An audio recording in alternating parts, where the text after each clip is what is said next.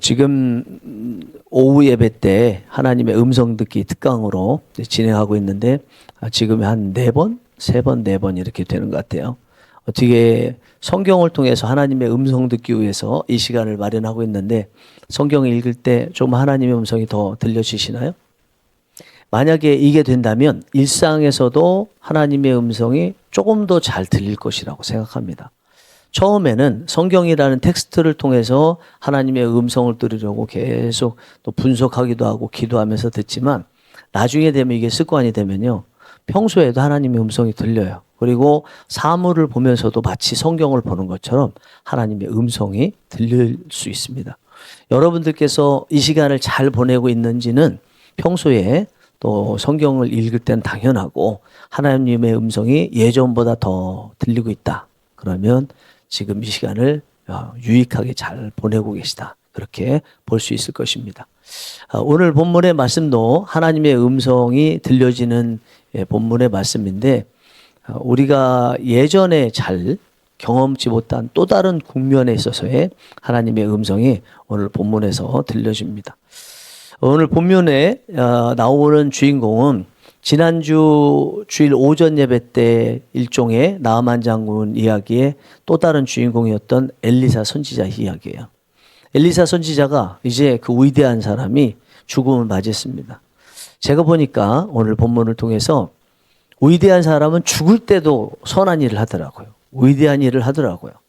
오늘 본문에서도 엘리사 선지자가 죽음을 맞이했는데 이때 이 소식을 듣고 북이스라엘의 왕 요아스가 찾아왔어요. 그런데 이 요아스가 엘리사 선지자를 얼마나 끔찍하게 생각하는지 오늘 본문을 읽어보면 알 수 있는데 14절에 이렇게 말씀합니다. 엘리사가 죽을 병이 들매 이스라엘의 왕 요아스가 그에게로 내려와 자기의 얼굴에 눈물을 흘리며 이르되 내 아버지여 내 아버지여 이스라엘의 병거와 마병이여 하매 보니까 눈물을 흘렸대요. 왕이잖아요. 왕인데 선지자가 죽는다고 눈물을 흘렸대요. 그리고 호칭은 내 아버지요 내 아버지요. 마치 나라의 아버지 국부인 것 같아요. 국부. 그러면서 이스라엘의 병거와 마병이요. 병거와 마병이면은 군사를 말하는 거죠. 그러니까 이 요아스라는 왕은 엘리사를 나라의 아버지 국부라고 생각하고 이스라엘의 국방부 장관이나 이스라엘 나라 자체다 이렇게까지 생각한 거예요. 엘리사가 이야기를 들었을 때 죽음을 앞두고 얼마나 흡족했겠습니까? 그리고 나라에 대해서 이제는 내가 이렇게 가르치고 또 사역을 했던 것이 이 왕에게 나타나는 것 같아서 얼마나 뿌듯했겠어요. 그 뿌듯함 가지고 뭔가를 주고 싶었어요. 그래서 오늘 활을 잡으라고 이야기합니다. 17절 보시면 이르되 동쪽 창을 여소서 하여 곧 열매 엘리사가 이르되 쏘소서 하는지라 곧 쏘매 엘리사가 이르되 이는 여호와를 위한 구원의 화살 곧 아람에 대한 구원의 화살이니 왕이 아람 사람을 멸절하도록 아벡에서 치리이다 하니라. 동쪽 창문을 열고 활을 잡고 활을 쏘라고 그래요. 근데 그 이유를 이야기하는데 이거는 아람을 향해서 쏘는 거야. 그리고 이렇게 하게 되면 나중에 이스라엘이 이 아람을 완전히 멸절시킬 수 있어. 이렇게 얘기하는 것입니다. 근데 이게 일종의 상징이라고 그러죠. 이 비유라는 것은 이야기를 가지고 하는 걸 비유라고 그러고 어떤 행동이 그 이면의 어떤 메시지를 위해서 하는 거라고 그러면 이거는 상징이라고 그러고요. 에스겔서나 이사야서에 특별히 이 상징행위가 많이 나와 있습니다.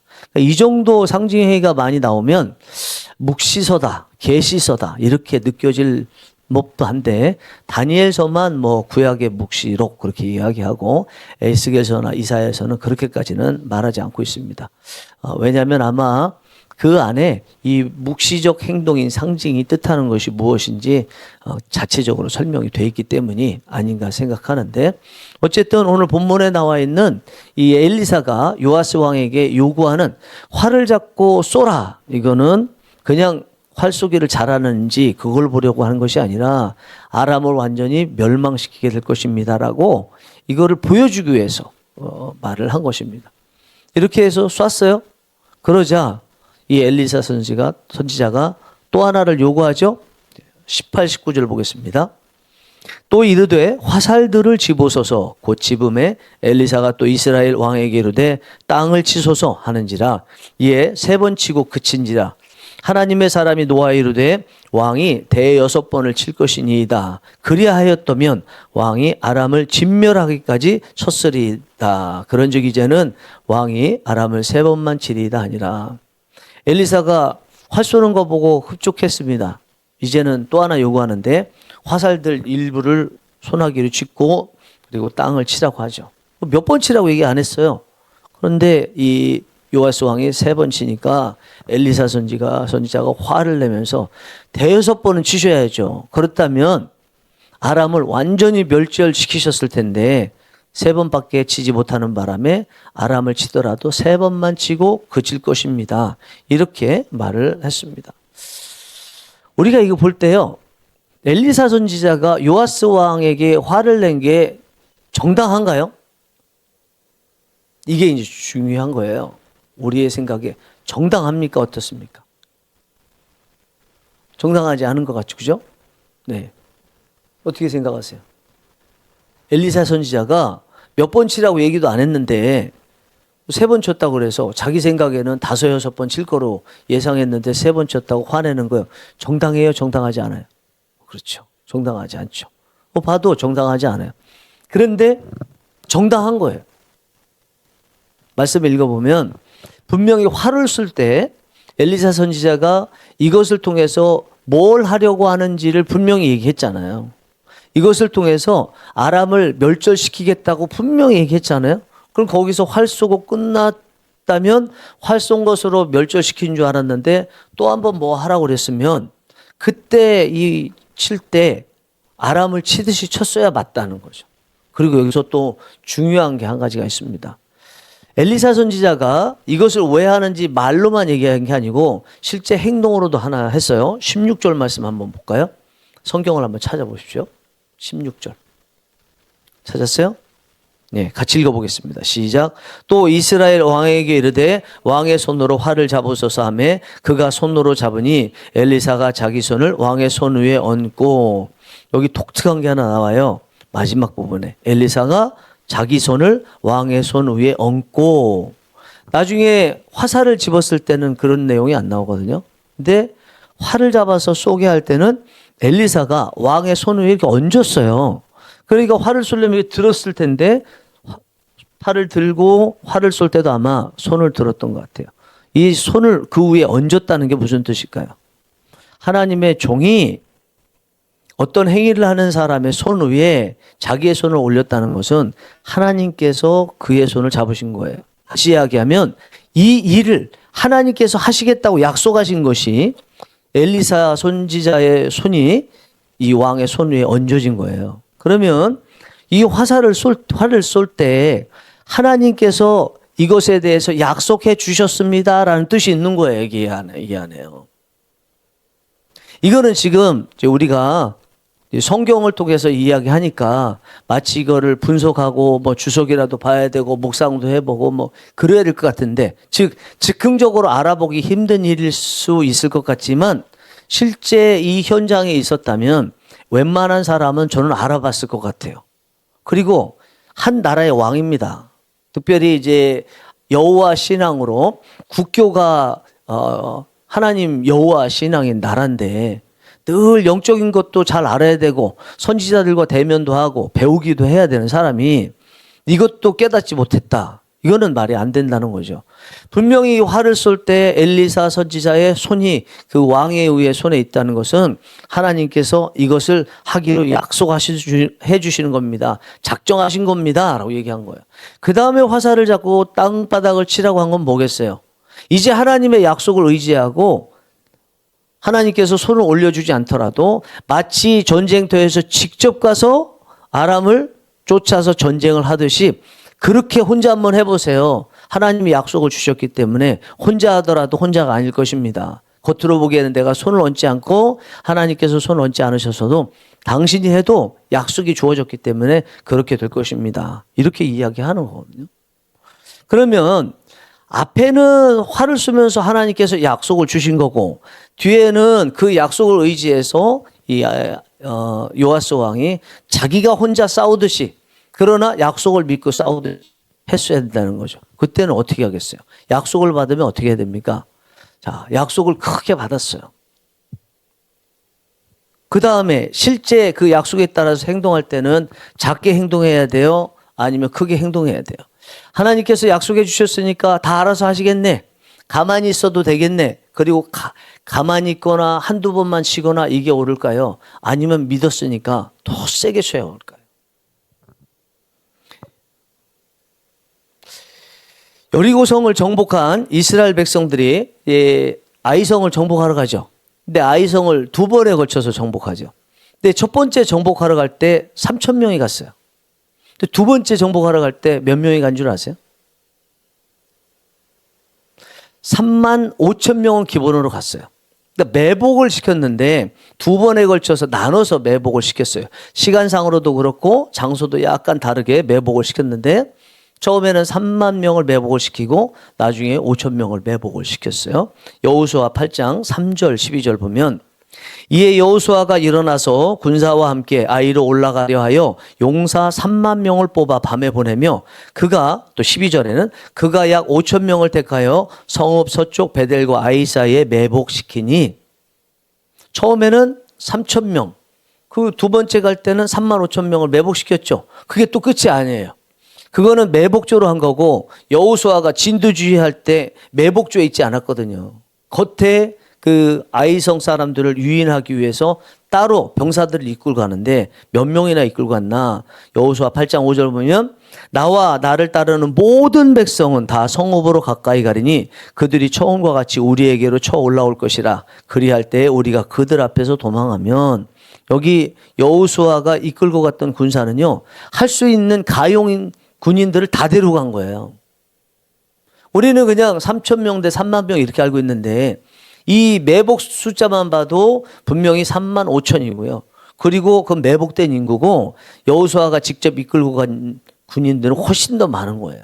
그러면 3천 명 대 3만 5천만 해도 11배가 넘잖아요. 거기다가 여호수아가 이끌고 간 그 군인 숫자까지 하면 그냥 한 20배는 봐야 돼요. 아이성은 작은 성이라 그랬거든요. 작은 성에 전쟁하러 가는데 철옹성에 비해서 왜 20배 정도는 되는 군사력을 가지고 가냐는 거예요. 그러면 첫 번째와 두 번째 3천 명이 갈 때와 3만 5천 명에다가 여호수아가 이끄는 군인까지도 다 합쳐서 그렇게 많이 갈 때의 그 차이가 뭔가? 한 가지밖에 없어요. 성경에 보면 여호수아 8장 1절 보겠습니다. 여호와께서 여호수아에게 이르시되 두려워하지 말라 놀라지 말라 군사를 다 거느리고 일어나 아이로 올라가라. 보라 내가 아이 왕과 그의 백성과 그의 성읍과 그의 땅을 다 내 손에 넘겨 주었으니 1차로 갈 때는 하나님께서 그 아이 성을 줄 테니까 가라 하는 말씀이 없어요. 그런데 1차에서 패배하고 나서 그 패배 원인을 보니까 아간 때문이었죠. 그러나 아간 때문이지만 문제를 다 해결하고 나서 1차처럼 알아서 간 것이 아니고요. 여호수아 8장 1절처럼 하나님께서 여호수아에게 약속하신 거예요. 거기 있는 땅, 성읍, 백성, 여기 그리고 왕 다 너희들에게 주겠다 약속하신 거예요. 약속을 받고 2차로 아이성으로 갔어요. 약속을 받았는데 하나님께서 이기게 해주셨는데 그러면 첫 번째 갔던 3천 명보다 더 적게 갈 것 같지 않아요? 우리가 생각해 일반적으로. 그런데 이렇게나 우리 생각으로 약 20배 정도는 많은 그 군사를 이끌고 갔다는 거예요. 무슨 말입니까? 하나님의 약속을 받을 때는 그 약속을 이루기 위해서 우리는 할 수 있는 한 최선을 다해야 된다는 것을 저는 보여주는 것이라고 생각합니다. 약속을 받았으니 가만히 있어도 된다 이게 아니라는 거예요. 우리 삶에서 이런 일들을 이렇게 보면 저는 이제 담임 목사로서 부교육자들을 같이 사역할 때 보는데 특히 이제 전도사님들 중에 신대원을 막 들어오 가지고 아무것도 사역해 본 적이 없는 그런 분들의 태도 속에서 이걸 많이 발견해요. 특별히 이전에 한 전도사님이 그랬어요. 근데 많이 봐요 이런 일들이요. 목사님 설교문 쓰라는 말 하지 마십시오. 목사님 주석 보라는 말 하지 마십시오. 성령님이 다 알아서 하는 거지. 어떻게 그거를 우리가 공부하듯이 주석 보고 설교문 쓰고 그것을 외우고 그러라고 합니까? 그렇게 하면 나 교회 떠나겠습니다. 이렇게 으름장 놓은 사람도 있었어요. 여러분, 이 말씀을 보면 어때요? 오히려 성령님께서 약속을 주시고 성령님께서 역사하실 것 같으면 그 약속을 받았으면 어떻게 하라고요? 더 주석 보고 제대로 하려고 하고 말씀에 근거해서 하려고 하고 이런 모습이 보여야 되는 것 아니에요? 설교문도 쓰면서 최대한 여기 위에서만 성령의 역사가 있는 것이 아니라 준비 단계에도 성령의 역사가 있다는 것을 알고 준비도 단에 올라간 것과 똑같다는 마음을 가지고 최선을 다해서 기도하면서 설교문 써야죠. 그리고 외울 수 있는 거 최대한 외우고 마음속에서 전체를 다 묵상하면서 어떤 흐름인지 하나님께서 어떤 역사를 하시는지 안에서 충분히 하나님의 역사를 느끼고 이 단에 서야죠. 기도하시는 분들도 마찬가지입니다. 어떤 분은 기도문 절대로 쓰면 안 된다. 이렇게 말씀하시는 분이 있잖아요. 하나님께서 정말 약속을 주셨고 성령님께서 역사하시기로 돼 있다면 오히려 더 준비해야 되거든요. 와서 최선을 다해서 준비하고 그 자리에서 또 성령의 역사를 위해서 준비할 때 임했던 불이 이 단에서도 기도할 때도 설교할 때도 동일하게 임할 수 있도록 간절히 기도하면서 더 준비해야 되거든요. 여러분들은 하나님께서 약속을 주실 때 더 열심히 준비하십니까? 아니면 하나님께서 다 알아서 해주시니까 아무것도 안 해도 된다고 생각하십니까? 깊이 봐야 될 일. 정말 오늘 이 말씀은요, 우리 실제 삶에서 깊이 봐야 될 얘기예요. 우리가 대부분 쉬지 않고 기도한다고 하는 것처럼 기도가 호흡이라고 하는데 그 기도에 대해서도 하나님께서 약속을 주신다고 하는 것들도 있고 마치 엘리야에게 비가 내리지 않다가 비를 내리게 하시겠다고 약속하신 다음에 엘리야가 간절히 하나님 앞에 기도했거든요. 그와 같이 우리가 기도를 늘 하게 되는데 기도에 대해서 하나님의 약속을 받은 다음에 어떻게 할 것이냐. 매번 하는 게 기도인데 이 부분에 대해서 정립이 되지 않으면 매번 하는 아주 중요한 이 기도에 대해서 잘못된 사고방식을 가지고 또 임할 수 있습니다. 그래서 이 부분에 대해서 여러분들께서도 잘 아시고 하나님께서 약속을 주셨다면 오히려 더 열심을 내고 최선을 다하고 또 말씀 안에서 그 약속받은 것을 검증하고 이런 것들이 필요하다고 생각합니다. 자, 제가 좀 전에 처음 이제 말씀을 전하면서 말씀드리기를 엘리사 선지자가 화를 내는 것이 정당한 것 같습니까? 아닌 것 같습니까? 물어봤죠. 그리고 정당한 것 같다고도 저도 생각했어요. 네, 정당한 것 같아요. 그런데 정당하지 않다 이렇게 말씀드렸잖아요. 왜 정당한 것 같다고 생각했냐면 엘리사가 그렇게 행동을 요구하면서 속으로 가지고 있었던 생각이 어떤 건지 왕은 모르니까 얘기나 좀 해줬으면 모르는데 자기 생각이 정확하게 얘기를 안 했기 때문에 모르니까 이거는 엘리사 선지자의 잘못이다 얘기를 하지. 그런데 엘리사 선지자가 하나님의 종이잖아요. 나아만 장군 이야기 때도 봤지만 직접적으로 그냥 고칠 수도 있었는데 하나님께서 엘리사 선지자를 통해서 직접 고치지 않으시고 요단강에 몸을 7번 잠그라고 하셨잖아요. 근데 뜻이 있으셨잖아요. 이 얘기도 마찬가지예요. 하나님께서 엘리사 선지자를 통해서 요아스 왕에게 말씀하시는 거잖아요. 그러면 왜 하나님께서는 엘리사 선지자에게 이것을 상징적으로 하지 않고 앞으로 어떻게 할 것이고 그 다음에 땅바닥을 친다 그러면 7번 쳐라 아니면 뭐 5번이니까 5번 쳐라 이렇게 직접적으로 말씀하지 않으셨다면 이유가 있는 거 아니에요. 그게 이유가 있어요. 그게 뭐냐면 네 안에 간절함이 있어야 된다는 거예요. 지금 엘리사 선지자가 이 화살을 잡고 땅바닥을 치라고 할 때 기존의 아람 사람들이 이스라엘을 향해서 했던 그 악행들이 있거든요. 아람도 이스라엘의 주적 중에 하나입니다. 주적입니다. 주적. 그러면 그 주적을 진멸시키겠다고 활을 쏘는 그 행위 가운데서 약속을 주셨다면 실제로 그 다음 단계에서는요. 다른 거 생각할 거 없이 아람만 생각해도 치가 떨리면 이걸 가지고 땅에 치는 거면 이게 어떤 그냥 단순한 행위가 아니라 뭘 때리는 느낌이잖아요. 그러면 엘리사 선지자가 그만하라고 할 때까지 정말 억울하고 화나고 멸절시키고 싶은 그런 생각이 들었으면 계속 쳤어야 되잖아요. 오히려 그만해.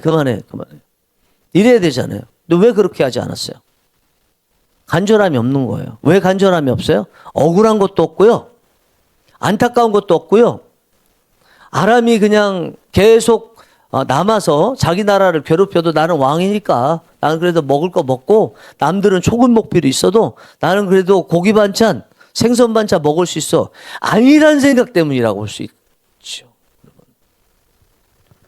여러분 간절함은 어디에서 오냐면 실제로 억울함에서 오고요. 그리고 나에게 지금 문제가 있는데 이거를 해결하고자 하는 마음에서 와요. 그 다음에 그 해결하는데 기독교인이라 그러면 간절한 게 그 해결하는데 내 능력으로 안 되기 때문에 하나님께서 도와주셔야 된다. 도와주셔야 한다는 것은 하나님에 대한 믿음이 생긴다는 얘기잖아요. 믿음은요 간절함 없이는 생기지 않아요. 히브리서 11장 1절은 무슨 말씀입니까? 믿음은 바라는 것들의 실상이라고 그러잖아요. 믿음은요 바라는 것이 있어야 돼. 그 바라는 것이라는 것은 부족하다고 느껴야 되고 억울하다고 느껴야 되고 꼭 필요하다고 느낄 때만이 바라는 게 생기고, 바라는 게 생길 때 내가 할 수 없으니 하나님께 의탁하고 하나님을 하실 수 있다는 믿음이 생기는 거예요. 그리고 그런 일이 반복되면 믿음이 커지는 거예요. 왜 사람들이 믿음이 안 자랄까요? 어려운 상황 와도 그냥 웃어 넘겨. 인간적으로 성격 좋게만 지내. 그러니까 믿음이 안 자라죠. 문제가 있어야 하나님께 기도하잖아요. 문제가 없어. 실제로는 문제가 있는데 본인들은 그냥 문제를 없는 것처럼 넘겨버려요. 허허허 웃고 넘겨버려요. 당연히 성격은 좋다는 그런 말은 들을 수 있을지 모르지만 실질적으로 영적인 성장이 이루어질 수 없는 거죠. 여러분 우리가 잘 구분해야 되는 게 있어요. 우리가 태도에 있어서 하나님과 관련해서 두 가지 동물 같은 태도를 저는 구분할 수 있어야 된다고 생각해요. 하나는 양 같은 태도고요. 하나는 맹수 같은 태도예요.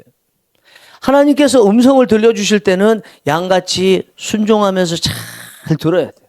그러나 하나님의 뜻을 몰라서 알기 위해서는 맹수같이 달려들어야 돼요. 하나님 알려주세요. 내가 이렇게 간절하게 지금 어려운 가운데 있는데 안 알려주시면 전 죽습니다. 어디 가도 이 문제를 해결할 수 없고 오직 하나님만이 해결할 수 있사오니 하나님 해결해 주세요. 맹수가 달려들듯이 하나님 앞에 간절히 기도해야 돼요. 또 한 가지는 그렇게 해서 하나님께서 약속을 주시면 그 약속을 받고 이룰 때도요 맹수같이 달려들어서 열심을 내야 돼요. 아이성 전투에 사람들이 앞에보다 20배 이상 군사를 이끌고 가서 전쟁을 할 때 어떤 모습이겠습니까? 양같이 전쟁했겠어요? 아니겠죠. 맹수같이 달려들었겠죠. 어디 조그만 놈이 우리 36명 우리 민족 죽여 이런 마음으로 화가 나가지고 달려들었겠죠. 이게 우리 하나님의 자녀들이 가지고 있어야 되는 마음인 거예요. 마가복음 7장에 보면 수로보니게 여인 이야기 나오죠. 헬라의 귀부인이라고 하는데 딸 안에 귀신이 들렸습니다. 허허허 그럴 수도 있지. 그러고 넘겼다면 그냥 예수님께 안 왔을 거예요. 백방으로 노력하지도 않았을 거예요. 몇 번 하다가 그냥 말았을 거예요. 그런데 딸을 너무너무 사랑해. 사랑하는 딸 안에 귀신이 들어서 딸의 기본적인 인격이 다 말살이 됐어요. 그렇게 예쁘던 딸이 이상하게 변했어요. 야수같이 변했어요.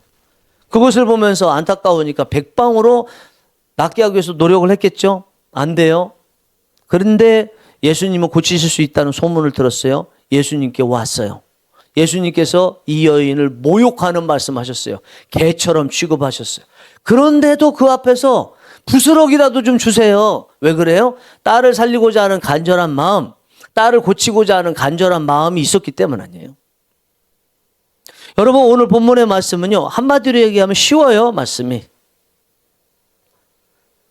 하나님께서 원하시는 거 7번 쳐서 이길 수 있는 것을 약속으로 주셨어요. 그런데 여러분이 아니고 우리가 저도 포함해서 우리가 3번밖에 실제로 행하지 않아서 하나님이 주신 거에 비해서 얻고 있는 것은 너무 적더라는 거예요. 이게 오늘 본문의 말씀에 그냥 쉽게 봤을 때 모습이거든요. 요즘에 여호수아서 보잖아요. 하나님께서 여호수아서를 시작할 때 이제는 이제 사사기로 들어갔는데 전체 땅을 주시겠다고 약속하잖아요. 가나안 땅. 그런데 사사기에 들어가서도 여전히 정복하지 못한 땅들이 있어요. 봤죠, 그죠? 그 누구 때문에 그렇습니까? 하나님이 약속을 안 주셔서 그런가요? 아니거든요. 약속을 주셨으면 그것을 부여잡고 6번, 대여섯 번 치듯이 전심으로 쳤어야 되는데 안일하겠는 거죠. 괜찮다고 생각하고 있는 거죠. 땅 없으면 어때? 하나님은 필요하다고 말씀하시고 필요한 대로 그것을 정복했을 때 그에 맞춰서 원대한 꿈을 하나님은 또 꾸셨을 텐데 그거에 대해서 본인들은 꿈도 없어요. 아쉬운 것도 없어요. 땅을 가져본 적 있어야지. 출애굽한 이스라엘 백성들 땅 가져본 적 없잖아요.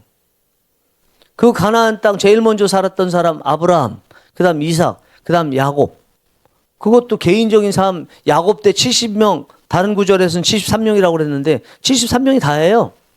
민족으로 해서 200만 명이 들어와서 살았던 적은 한 번도 없으니까 땅이 귀하다는 얘기는 들었지만 막상 얻으려고 보니까 힘드니까 그냥 이 정도면 됐지.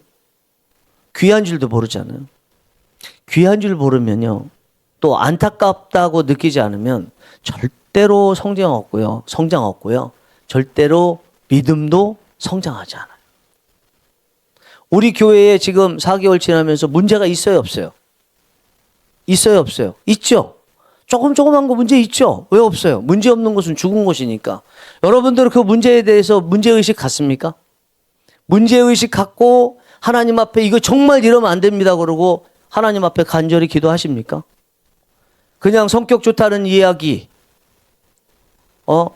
좋게 넘어가는 거, 그럴 수 있어요. 그러나 하나님 앞에서는 그러면 안 되는 거예요.